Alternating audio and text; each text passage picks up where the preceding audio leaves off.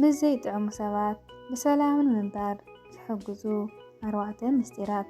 ሰላም ነሳቂታ ወገን ዩቲዩብ ተኸታተልቲ ቤተሰበይ ካድሕና መጻኹም ቤተሰብ ለይኾንኹም ላይክ ሳብስክራይብ ምግባር ቤተሰብ ኾኖ እምበኣርከስ ከም ዝሰማዕኹሞ መጀመርያ ምስ ዘይጥዕሙ ሰባት ብሰላም ንምንባር ዝሕግዙ 4 ምስጢራት ሒዘልኩም መፅአኒኹ ሰናይ ጻንሒት።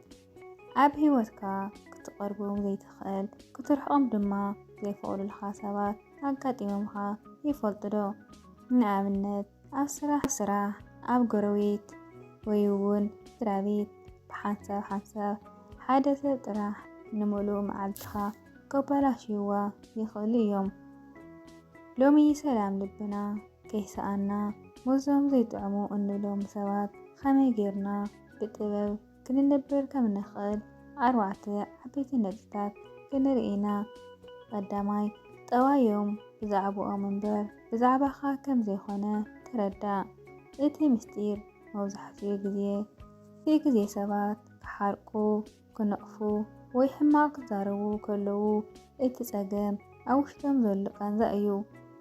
እቲ ዝድርብዩልካ ዘለዉ ሕራቆት ናይ ኣብ ውሽጦም ዘሎ ዘይዕረፍቲ ነፀብራቕ እዩ። እቲ ዝበልካ ነገር ኣይትውሰዶ፣ ንሳቶም ዝሃቡኻ መርዚ ንስኻ እንተቲኻዮ ንዓኻ ከቐትለካ ኣይኽእልን እዩ። ብንዕቐት ዘይኾነስ ብርድኢት ሕለፎ። ካልኣይና ሰላም ደው ግበር። እቲ ምስጢር ምስ ኩሉ ሰብ ብሰላም ንነብር ማለት ንኩሉ ሰብ እወ በል ማለት ኣይኮነን። ምስ ዘይጠዓሙ ሰባት ክትነብር ከለኻ ክሳብ ክንደይ ከም እትቐርቦምን እንታይ ክዛረቡኻ ከም እትፈቅድን ዶ ክህልወካ ኣለዎ። ምስዚኦም ዓይነት ሰባት ዘለካ ርክብ ሓፂርን ንፁርን ይኹን። ኣብ ዘይድሊ ክትዕ ኣይትእቶ። ሰላምካ ንምሕላው ርሕቀት ምግባር ፍርዱ ዘይኮነ ጥበብ እዩ። ሳልሳይ ግብረ መልስኻ ተቆፃፃሪ ኩን። እቲ ምስጢር ሓደ ሰብ ንዓኻ ክቁጥዐካ እንከሎ ንሱ ንዓኻ ይገዝአካ ኣሎ ማለት እዩ። ሓይሊ ዘለዎ ሰብ እቲ ዝፃረፍ ዘይኮነስ ፀሪፍዎ ክንሱ ስምዒቱ ተቆፃፂሩ ዘስሕቕ ሰብ እዩ። ንኩሉ ነገር ምላሽ ክትህብ ኣይትፈትን። ሓንሳብ ዝበለፀ መልሲ ምጽቃጥ እዩ።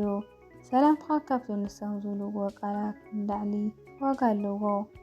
ራብዓይ ብመንፈሳዊ ዓይኒ ከም ክርስትያን መጠን እዞም ዘይጥዕሙ ሰባት ብትዕግስትናን ብፍቕርናን ዝፍትኑና መሳርሒ ክኾኑ ይኽእሉ እዮም። ንፀሎት ክመርቁ ዝተባህለሉ ምኽንያት ንዓና ካብ ፅልኢ ናፃ ክንወፅእ እዩ። ምስቶምካ ምብኣስ ንኣምላኽ ልቦም ንክቕይሮ ጸልይ። ጸሎት ንዓኻ ልቢ ይህበካ፣ ንዓታቶም ድማ ዕድል ይህቦም። ህይወት ሓፃር እያ። ሰላም ንዘይጥዑም ሰባት ኣሕሊፍካ ይትሃብ። ንስኻ ጥዑም ኩን፣ ንሳቶም ግን ከም ጠዋዮም ይኹኑ። ንስኻትኩም ከ ምስ ዘይጠዓሙ ሰባት ንክትስማዕምዑ ዝሕግዘኩም ጥበብ ኣሎ ዶ? ኣብ ኮሜንት ኣካፍሉኒ። እዚ ቪድዮ እዚ ንሓደ ሰላሙ ዝሰኣነ ሰብ ሼር ግበርሉ። እቲ ሓሳብ እቲ ዘይጥዕም ሰብ ንዓና ገለ ነገር ክንምህር ዝተለኣኸ መምህር እዩ። እንታይ ክትብል ትኽእል? ቅድሚ ቤተሰብ ምሕራቕና ሓንቲ ሕቶ ንርእስና ንሕተት። እዚ ሰብ እዚ ስለምንታይ እዩ ከምዚ ዝገብር ዘሎ? ኣብ ውሽጠይ ዘሎ ዘይተሓከመ ቁስሊ ድዩ ዘዘኻኽረኒ ዘሎ? ሓንሳብ ኣምላኽ ብትዕግስትና ከነምሃር ነቶም ሰባት ኣብ መንገድና ይቕምጦም እዩ። ንሳቶም መከራ ይኾኑና ከለዉ ንሕና ግን ክንበስል ንጥቀመሎም። ታሪኽ ዳዊትን ሳኦልን እንታይ ክትብል ትኽእል? ኣብ መጽሓፍ ቅዱስ ንጉስ ሳኦል ንዳዊት ክቐትሎ ይደሊ ነይሩ። ዳዊት ግን ንሳኦል ክቐትሎ ዕድል ረኺቡ ከሎ ኢደይ ኣብ ልዕሊ ቀቡእ ኣምላኽ ኣይዝርግሕን ኢሉ ሓሊፍዎ። ዳዊት ሰላሙ ዝሓለወ ንሳኦል ስለ ዝፈተዎ ዘይኮነስ ንኣምላኽ ስለ ዝፈርሕን ሰላም ልቡ ካብ ሕነ ምፍዳይ ስለ ዝበልፅን እዩ። ካብዚ ታሪክ እዚ እንምሃሮ ንዘይጥዕሙ ሰባት ንምንባር ዓብዪ ልቢ ከም ዘድልየና እዩ። እንታይ ክትብል ትኽእል? ሓደ ሰብ ዘይጥዕም ቃል ምስ ደርበየልካ ቅድሚ ምላስ ምሃብካ 3 ሰከንድ ተዓገስ።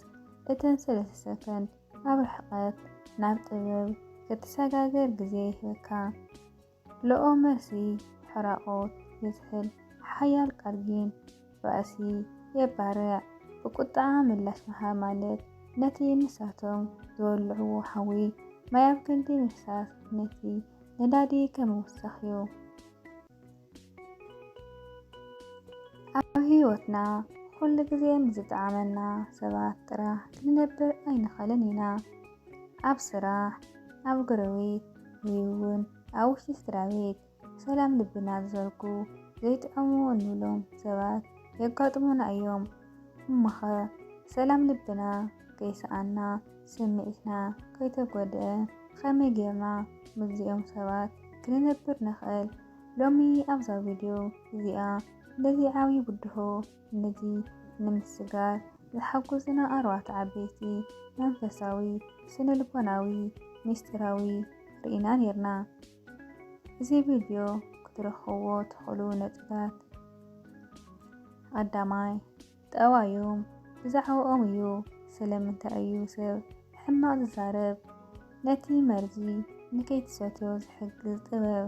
ካልኣይ ታሪክ ዳዊትን ሳኦኤልን ኣብቲ ዝዓበየ ናይ ትዕግስቲ ኣብነት እንምሃሮ ትምህርቲ።